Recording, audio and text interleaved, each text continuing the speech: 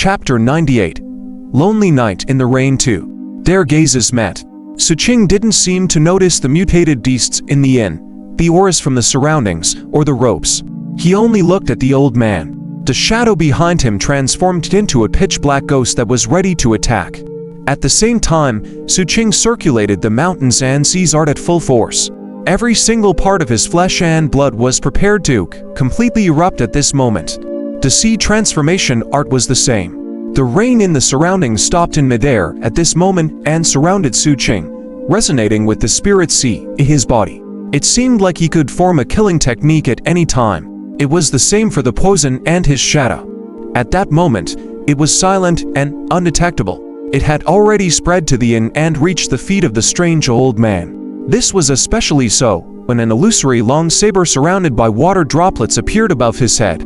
It was faintly discernible and seemed to contain vast might. Now that it was compressed, it could slash the ground like a heavenly saber at any time. Xu Qing narrowed his eyes and looked at the old man in front of him. He wasn't intimidated by the tentacles in his eyes and his forehead that was about to split open. He knew that the other party was very strong, but he also had a way to escape unscathed. Hence, his expression was calm as he spoke seriously.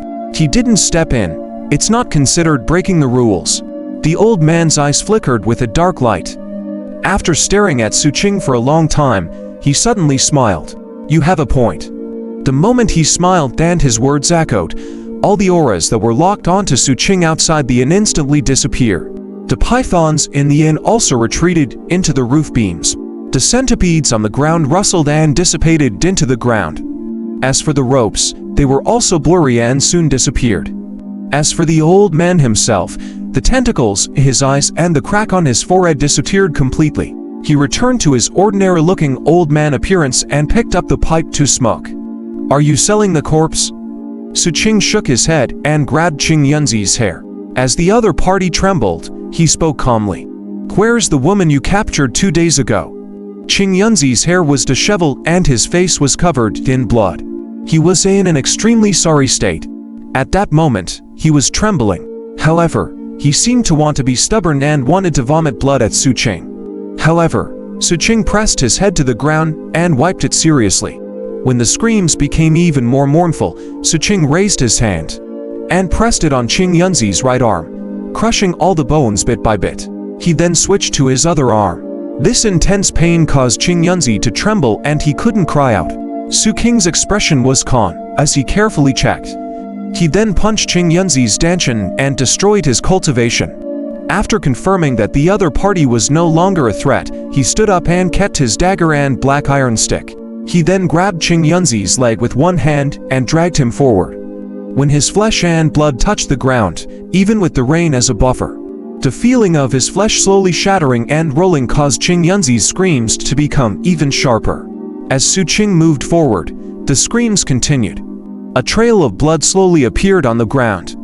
Although it was rapidly washed away by the rain, traces could still be seen. This scene caused the old man's eyes to narrow fiercely. He looked at the youth who left in the rainy night and listened to Qing Yunzi's inhuman screams. After a long time, he muttered, "This kid is ruthless." Just like that, Qing Yunzi's screams continued all the way. When everyone who was walking in the dark saw this scene, their hearts trembled. They had an extremely deep impression of the expressionless youth. Even some of the patrolling disciples rushed over when they heard the commotion. After seeing it, they recognized Qing Yunzi's identity and their expressions changed as they looked at Xu Qing. To be able to kill or capture alive or torture someone at the 9th level of Che condensation, although he was only a miscellaneous cultivator from a small sect, was impressive. From this, one could see his combat strength and ruthlessness. No one was willing to rashly provoke such a person. This battle allowed Xu Qing to gain some fame in the main city. As for Qing Yunzi, after persisting for 2 hours, he completely lost his will. While he was unconscious, he told Xu Qing a location and also told Xu Qing about the secret of that informant. That informant was actually a spy raised by Qing Yunzi. He didn't know that the other party had told Xu Qing about his whereabouts, but he had a habit. Any spy would cripple him after some time. This time, it was the spy's turn. According to the address provided by Qing Yunzi, after Xu Qing went there, he carefully checked to ensure that there were no ambushes before he truly stepped in. Finally, he saw the informant who was on the verge of death in a sealed dungeon that was mixed with countless smelly auras.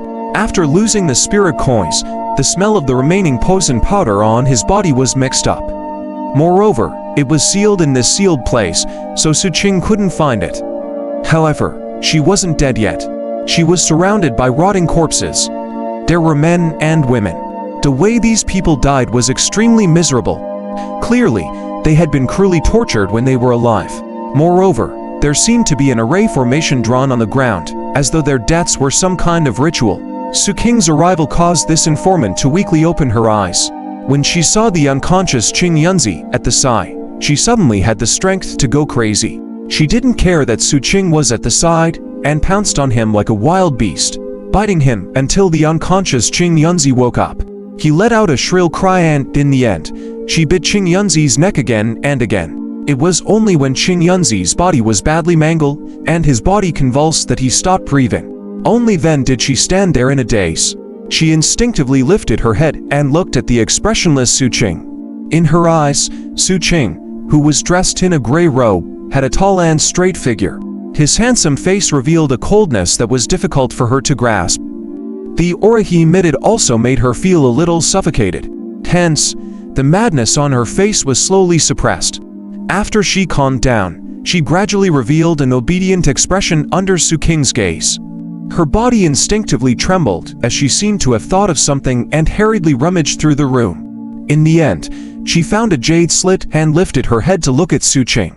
She then slowly knelt down and handed it to Xu Qing with both hands as though she was submitting. Xu Qing took the jade slip. There was an evil array recorded in it. It described that after the ritual was activated, an inconceivable power would descend. However, the conditions to activate this array formation required the emotions of living beings, including joy, anger, sorrow, and other extreme emotions.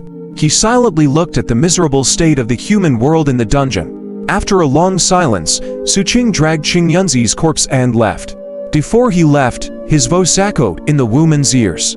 "You have to be my informant seriously in the future." Following the voice was another spirit coin and an antidote. The woman took the spirit coins and antidote and stared blankly at the departing Xu Qing. His back view was gradually engraved in her soul as she lowered her head and agreed. At that moment, it wasn't far from dawn outside. Xu Qing took out a black paper umbrella and dragged Qing Yunzi's broken corpse along the streets silently. The layers of clouds in the sky seemed to reflect some of his emotions. After he sent Qing Yunzi's corpse back to the department and left under the shock of his colleagues, Xu Qing looked at the rising sun in the sky and the remnant face of the gods in the distance. His eyes revealed tenacity. In this cruel, chaotic world, only by becoming stronger can we avoid becoming meat on someone's chopping block.